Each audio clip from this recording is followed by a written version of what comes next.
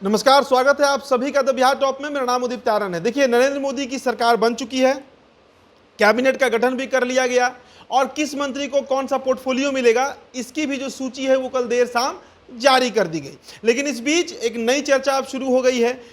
जयप्रकाश नारायण नड्डा मतलब जेपी नड्डा, जो कि बीजेपी के मौजूदा राष्ट्रीय अध्यक्ष हैं, उनका कार्यकाल इसी महीने यानी जून के महीने में खत्म हो रहा है और अब चर्चा इस बात को लेकर हो रही है कि जेपी नड्डा के बाद भाजपा का राष्ट्रीय अध्यक्ष कौन बनेगा। दुनिया की सबसे बड़ी पार्टी, सबसे अधिक संख्या में लोग इस पार्टी से जुड़े हैं, वो भारतीय जनता पार्टी है। तो ऐसे में इतनी बड़ी पार्टी का नेतृत्वकर्ता कौन होगा? कौन होगा वो नेता जो भाजपा के 18 करोड़ कार्यकर्ताओं से सीधा संपर्क साध सकेगा? देखिए, कई नामों पर चर्चा है, लेकिन इससे पहले आप ये जान लीजिए कि 2019 का जब लोकसभा चुनाव खत्म हुआ, उसके बाद बतौर कार्यकारिणी राष्ट्रीय अध्यक्ष जेपी नड्डा को नियुक्त किया गया, उन्हें वो पद दिया गया और 2020 में जेपी नड्डा को अस्थायी तौर पर भाजपा का राष्ट्रीय अध्यक्ष बना दिया गया। देखिए, 2023 में ही यानी पिछले साल जेपी नड्डा का कार्यकाल जो है वो पूरा हो गया था, लेकिन लोकसभा चुनाव को ध्यान में रखते हुए बीजेपी ने यह फैसला लिया कि जेपी नड्डा अगले 1 साल तक बतौर राष्ट्रीय अध्यक्ष काम करते रहेंगे। अब चुनाव खत्म हो चुका है और जेपी नड्डा भी केंद्रीय कैबिनेट में शामिल हो गए हैं, एक बड़ा पोर्टफोलियो उनको दिया गया है। ऐसे में अब जेपी नड्डा के लिए यह संभव नहीं होगा कि वो आने वाले दिनों में बतौर राष्ट्रीय अध्यक्ष पार्टी को संभाल सके, क्योंकि उनके ऊपर एक नया दायित्व तो उन्हें दिया गया है। तो अगला राष्ट्रीय अध्यक्ष कौन होगा, इस पर देखिए कई नामों पर चर्चा है। नाम तो स्मृति ईरानी का भी चल रहा है।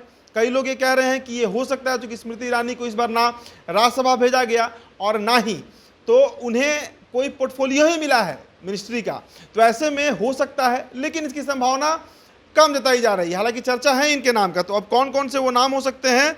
देखिए, बीजेपी के राष्ट्रीय अध्यक्ष पद के लिए जिन नामों की अधिक चर्चा हो रही है उसमें बिहार बीजेपी के जो प्रभारी हैं, मतलब विनोद तावड़े, महाराष्ट्र के रहने वाले हैं, मराठी हैं, उनके नाम पर भी चर्चा बड़ी जोर शोर से हो रही है कि विनोद तावड़े जो हैं वो आने वाले दिनों में राष्ट्रीय अध्यक्ष बन सकते हैं। देखिए, कई नामों पर चर्चा थी, लेकिन सभी नाम जो है वो अब जो सेंट्रल कैबिनेट बना है, केंद्रीय कैबिनेट मिनिस्ट्री जो है, उसमें जैसे एमपी के मध्य प्रदेश के पूर्व सीएम शिवराज सिंह चौहान के नाम पर चर्चा चल रही थी, लेकिन वो भी अब मंत्री बना दिए गए हैं। इसलिए जो अन्य बचे हुए नाम हैं उन्हीं पर चर्चा है। जैसे विनोद तावड़े का मैंने जिक्र किया। इसके बाद बीजेपी ओबीसी मोर्चा के चीफ और तेलंगाना बीजेपी के प्रदेश अध्यक्ष रह चुके लक्ष्मण जो हैं, इनके नाम पर भी चर्चा है।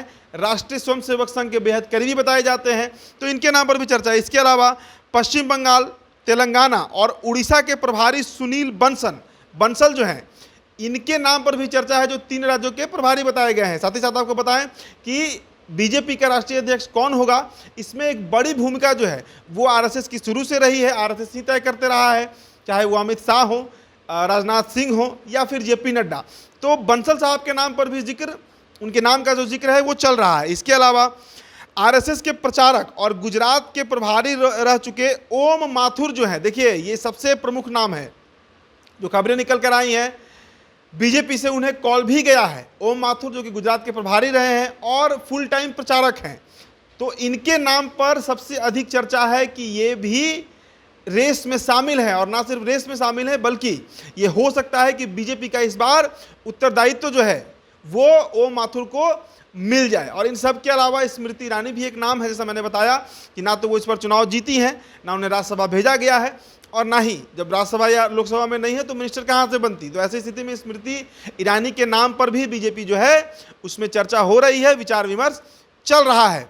अगले 1 सप्ताह और अधिक से अधिक 15 दिनों के अंदर ये तय कर लिया जाएगा कि बीजेपी का अगला राष्ट्रीय अध्यक्ष कौन होगा। इसका एक और भी प्रमुख कारण है कि बीजेपी को जिस तरीके की करारी हार उत्तर प्रदेश में मिला है, इसके अलावा और भी कई जगहों पर करीब 63 सीटों का नुकसान हुआ है, उसे भी ध्यान में रखते हुए बीजेपी के जो राष्ट्रीय अध्यक्ष होंगे उनके नाम पर चर्चा जो है वो की जाएगी कि कैसे उस नुकसान की भरपाई की जा सके। एक ऐसा नेतृत्वकर्ता मिले बीजेपी को जो 2029 के लोकसभा चुनाव और इन 5 सालों के बीच जो विधानसभा चुनाव होंगे वहां पर एक अच्छा नेतृत्व दे सके। देखिए कौन बनता है बीजेपी का राष्ट्रीय अध्यक्ष।